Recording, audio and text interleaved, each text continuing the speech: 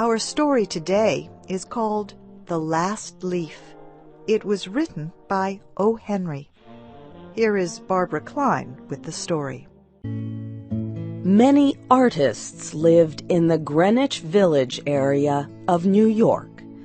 Two young women named Sue and Johnsy shared a studio apartment at the top of a 3-story building. Johnsy's real name was Joanna. In November, a cold, unseen stranger came to visit the city. This disease, pneumonia, killed many people. Johnsy lay on her bed, hardly moving. She looked through the small window. She could see the side of the brick house next to her building. One morning, a doctor examined Johnsy and took her temperature. Then he spoke with Sue in another room. "She has one chance in, let us say, 10, he said. "And that chance is for her to want to live. Your friend has made up her mind that she is not going to get well. Has she anything on her mind?" She wanted to paint the Bay of Naples in Italy some day," said Sue. "Paint?" said the doctor. "Bosh! Has she anything on her mind worth thinking twice? A man, for example?" "A man?" said Sue. "Is a man worth— But no, doctor, there is nothing of the kind." "I will do all that science can do," said the doctor.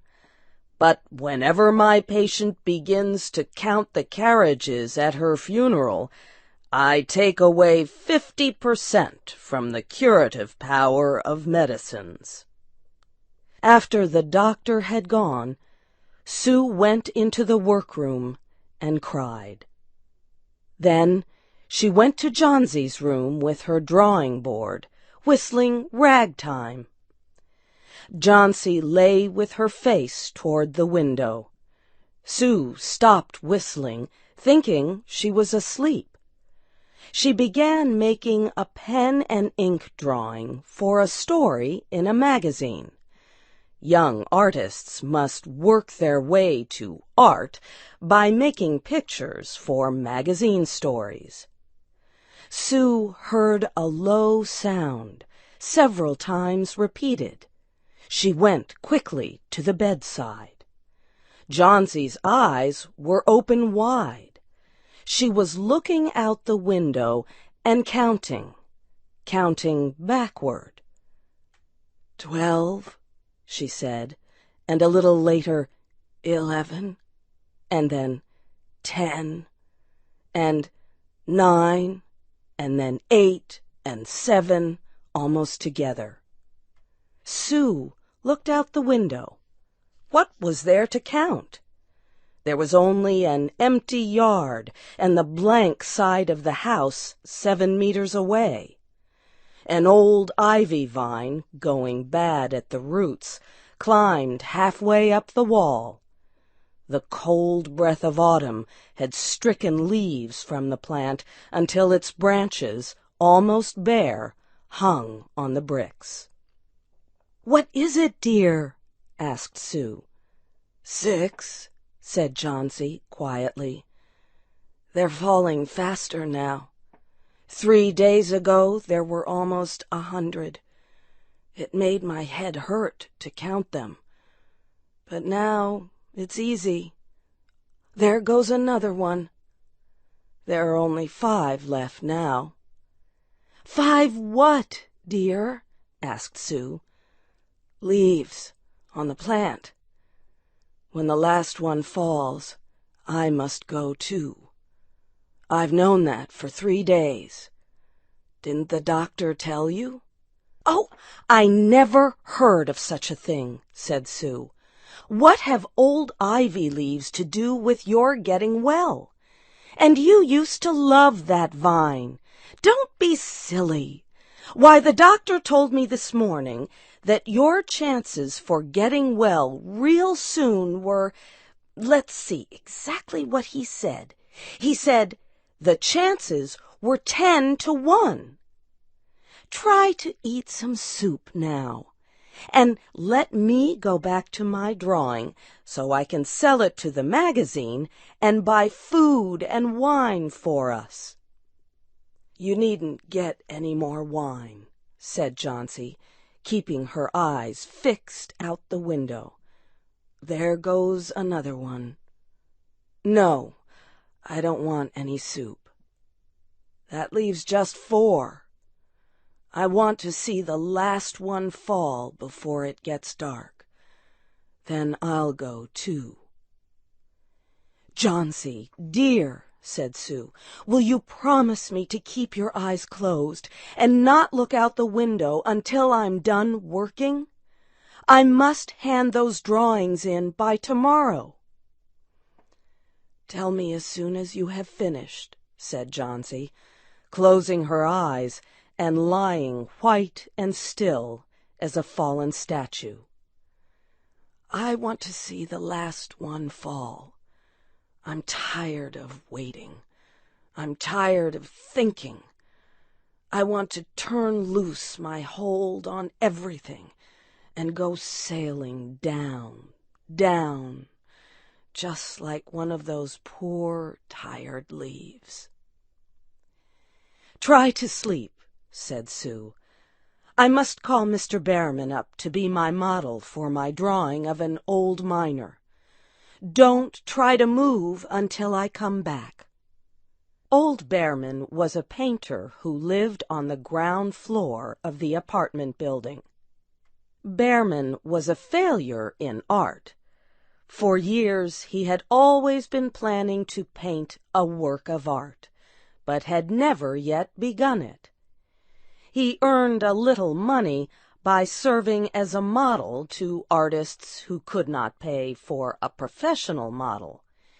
He was a fierce little old man who protected the 2 young women in the studio apartment above him. Sue found Behrman in his room. In one area was a blank canvas that had been waiting 25 years for the first line of paint. Sue told him about Johnsy and how she feared that her friend would float away like a leaf. Old Behrman was angered at such an idea. Are there people in the world with the foolishness to die because leaves drop off a vine? Why do you let that silly business come in her brain? She is very sick and weak, said Sue, and the disease has left her mind full of strange ideas. This is not any place in which one so good as Miss Johnsy shall lie sick, yelled Behrman. Some day I will paint a masterpiece, and we shall all go away. Johnsy was sleeping when they went upstairs. Sue pulled the shade down to cover the window. She and Behrman went into the other room. They looked out a window fearfully at the ivy vine.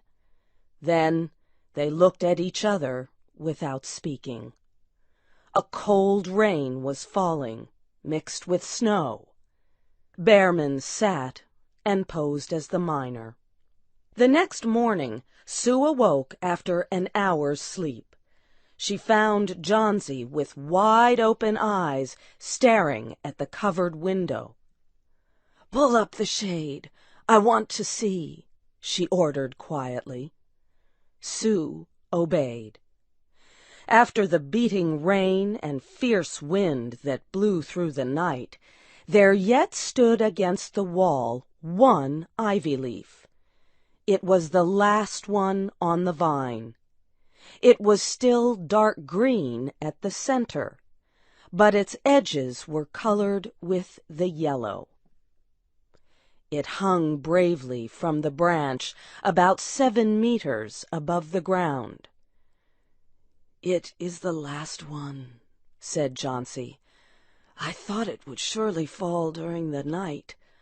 I heard the wind. It will fall today, and I shall die at the same time." "Dear, dear," said Sue, leaning her worn face toward the bed, "think of me if you won't think of yourself. What would I do?" But Jauncey did not answer.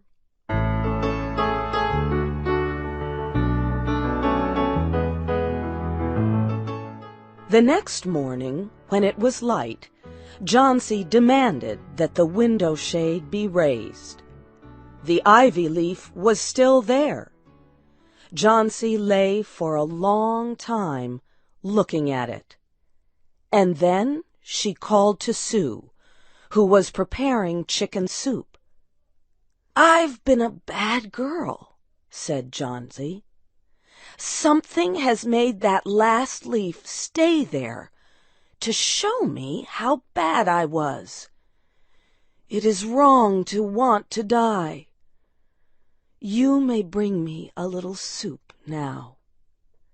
An hour later she said, "Some day I hope to paint the Bay of Naples."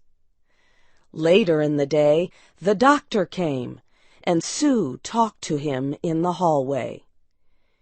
"Even chances," said the doctor. "With good care, you'll win. And now I must see another case I have in your building. Behrman, his name is. Some kind of an artist, I believe. Pneumonia, too. He is an old, weak man, and his case is severe.